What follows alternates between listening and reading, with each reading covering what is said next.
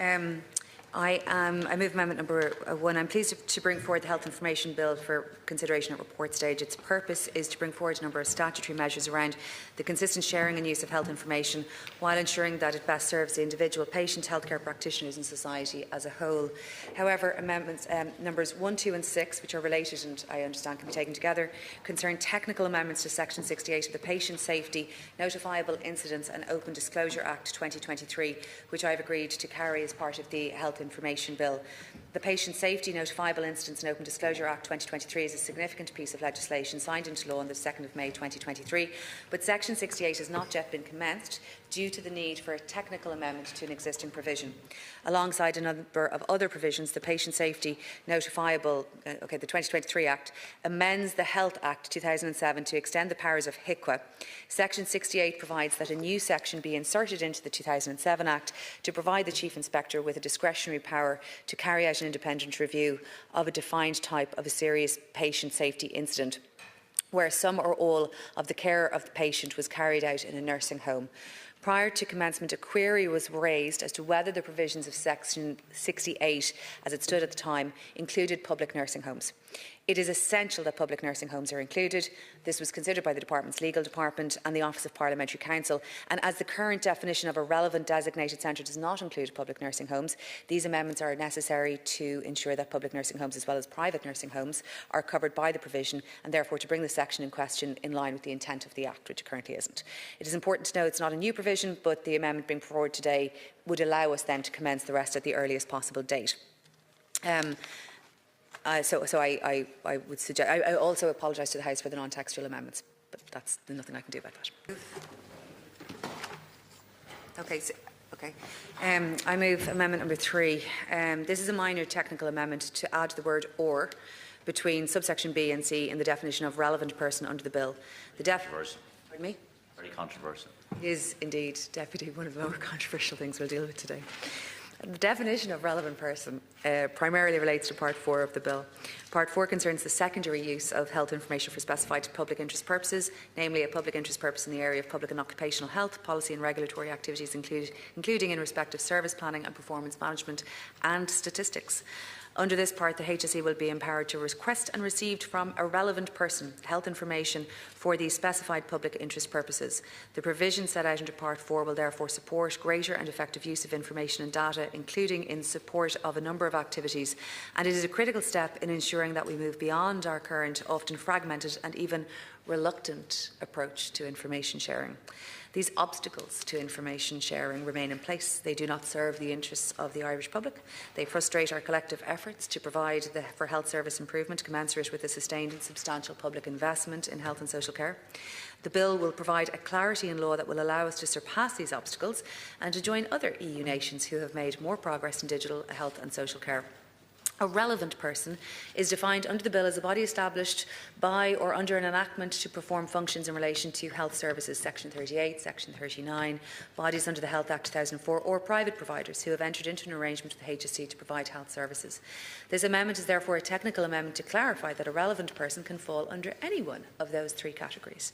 Deputies may wish to note that under Part 4 of the bill, the HSE also has the power to specify, amongst other matters, the structured collection of health information to be provided, as well as the digital format in which the information should be provided. Requests under Part 4 of the bill must be complied with, and in the event of non-compliance, the HSE can apply to the Circuit Court for an order directing compliance. The bill is clear as to the powers provided to the HSE in recognition of its role as the custodian of public investment in health and social care services. The bill is also clear as to the positive obligation it places on health service providers, including Section 38 and Section 39, bodies to provide this information when and as requested to do so.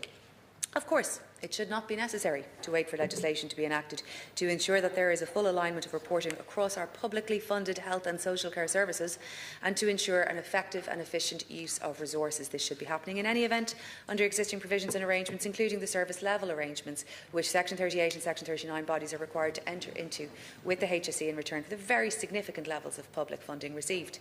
I will continue to reflect on my engagement with the sector. I know this is something of great importance to and interest of the Committee committee, the Health Committee, and the deputies across from me, who have already expressed their support for the full integration of the, for example, integrated financial management system throughout the voluntary hospitals as well as through the HSE hospitals and more broadly.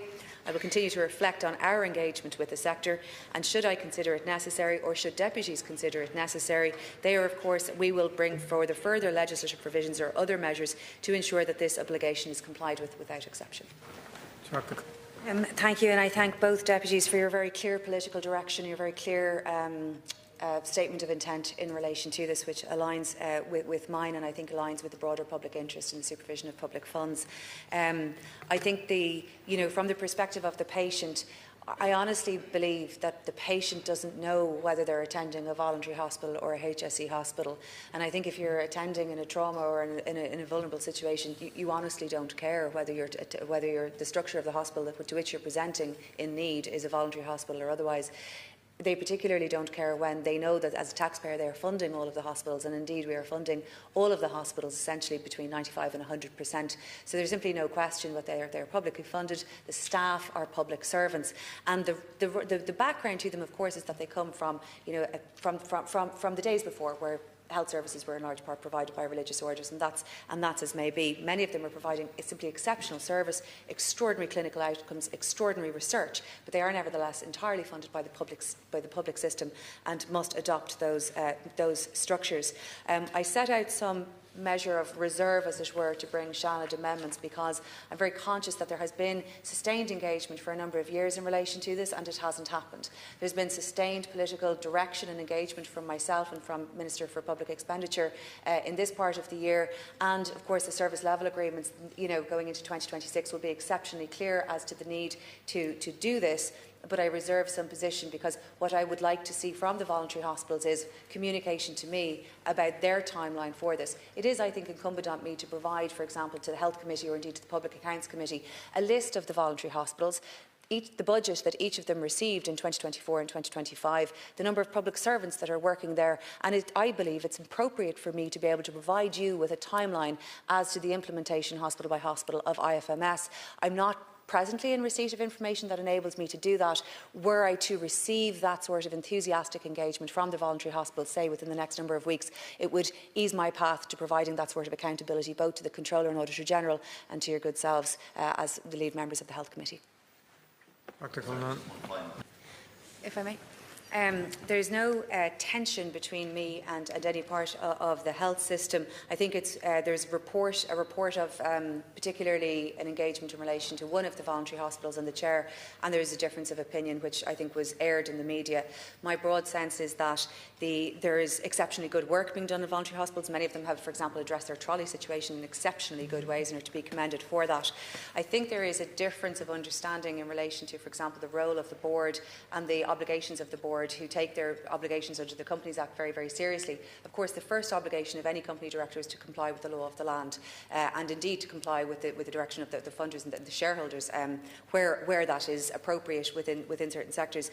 I think it is fair to say, in the same way that we've had the Health Information Bill, that there had been a difficulty of engagement over different issues, whether it's sharing of patient data and the adoption of certain systems. If there are already media reports of voluntary hospitals, for example, buying other systems that are not IFMS, and of course it is the taxpayer that is paying for that as well. So there simply has to be an alignment. I think it is fair to say that I wouldn't be doing this unless, if there hadn't been a reluctance of some kind. And I think that reluctance is, or that has been expressed, for example, directly to the CEO of the HSE, less so directly to me, but obviously the CEO is working and the chair of the HSE are working at my direction on your behalf, and there has been a specified and written reluctance in relation to that. Myself, I have written directly to the CEOs or chairs. Jack Chambers has supported that, so there's very clear political direction in relation to this, and it really is up to those entities that are essentially entirely publicly funded, staffed by public servants who will of course not just get public service salaries but public service pensions. They are entirely public servants, to adopt the systems that in a small country help us to have visibility over how taxpayers' money is used, consistency, and also better opportunities for realising savings and efficiencies through better procurement management. I got Thank you, and it certainly will be required, and I'm very glad that I understand there will be a technical briefing next week or the week after in relation to that, which I think is a step in ongoing engagement that's appropriate of that nature. I think in relation to, and I agree with what Deputy Cullinan has said in relation to taking forward the electronic health records generally, if I just deal with the amendment at the moment. I think it's really important to say to the Deputy Rice, there has been really sustained and positive engagement with the Data Protection Commission throughout the drafting process of this whole bill, and it's envisaged that that engagement would continue into the implementation phase, and consultation specifically provided for in relation to data processing, safeguards, ministerial regulations and HSE guidelines, among others. So this is going to be a constant frame of engagement, and indeed, in addition, the bill already provides for a full review no later than 5 years after the passing of the Act, and it has to be done in consultation with the Data Protection Commissioner. The Health Information Bill complements and builds on the rights of natural persons provided by GDPR in respect of their personal data. Just by way of example, the bill provides that a patient or their representative may restrict access by health service providers to all or part of their electronic health record, subject to being advised of the consequence of their decision. Importantly, if a health service provider accesses restricted information, then the HSE has to keep a record of that and the reasons why it was accessed. Patients have the rights, subject to some caveats, to obtain information on access to the records, the date and time of access, how it was accessed, and the personal health data that was accessed. And it's an important transparency measure to ensure patient confidence in the health record system. I think when you imagine the circumstances in which this may be important, if you're in the long-term care of a particular hospital, say a hospital in Dublin, and then if I have a car accident in Cork and I'm brought to CUH as a major trauma centre, I very, very, very much want my electronic health records to be immediately available to them so that they can treat me in the best way possible. And that is the huge advantage of electronic health records generally, and the sharing of information that is enabled by this piece of legislation. It is not something that I personally would opt out of, but the bill provides for people to be able to do that and to have that provision and that respect afforded to them, as long as they're advised of the potential consequences of that. We're not trying to force anybody to do anything in particular, but there are huge advantages to the sharing of information in their own interests. I think it's also important for the Deputy to note that this bill is the first of a suite of measures, legislative measures, to give full effect to the EU regulation on the European health data space, under which Member States are required to appoint a digital health authority to oversee governance of the primary use of electronic health data, and that must be the Member States must formally appoint the Digital Health Authority by March 2027. And as part of its role, it must publish activity report every 2 years. That activity report must contain measures on the measures to implement the regulation, the percentage of the population with access to the various data categories in the electronic health records, and the handling of requests from individuals regarding the exercise of their personal rights under the regulation. It's also expected, the Digital Health Authority is also expected to cooperate with a range of health stakeholders, and that would include the Data Protection Commission. And it's also, the Digital Health Authority is also mandated to accept complaints in respect of infringements, patient rights, and immediately refer those to the Data Protection Commission. It is intended, and I'm not sure deputies have been updated on this, but it is intended, of course, to appoint the HSE, I can confirm that, to the role of Digital Health Authority, and the bill provides the HSE with the clarity in Irish law that it would need. So for all of those different reasons and safeguards built in, I'm not in a position to accept this amendment, but I hope that I've given the deputy some comfort as to the level of detail of engagement that the Data Protection Commission will have at all stages. Okay. Right. All right. Okay. Thank you. I thank the Deputy. Digital literacy, and in this context digital health literacy, is critical to fostering trust and safety around the use of health data. For example, in respect of the HSE app, I understand the HSE is working with a number of advocacy organisations to ensure that the app can be used by people with a complete wide range of need. And it is also seeking to ensure that it uses inclusive language and takes into account additional requirements that patient groups may need by conducting user research and testing groups to try to do that, and to try to see where people might be experiencing challenges and respond to that in using the app. I'm not in a position to accept this amendment for a number of different reasons. Primarily, Section 21 of the bill empowers the HSE to prepare guidelines to enable a patient to access their electronic health record, as well as to set out the additional targeted measures to enable a person with a disability to access their electronic health record. And those guidelines are to be prepared in consultation with stakeholders, including patient representative groups and the National Disability Authority. In addition, the EHDS regulation we've discussed before requires that health data be easily accessible for persons with disabilities, vulnerable groups and persons with low digital literacy. So the regulation itself provides that member states should create targeted digital literacy programmes, as well as providing patient-centred guidance in relation to the use of national guidelines with specific attention paid to vulnerable groups. The Digital Health Authority will be required to publish an activity report every 2 years, and it must contain, excuse me, it must contain the detail as to how it is doing that. It's also required to facilitate persons with disabilities to exercise their rights under the regulation, and to facilitate the submission of complaints, including providing really easily accessible tools in that regard.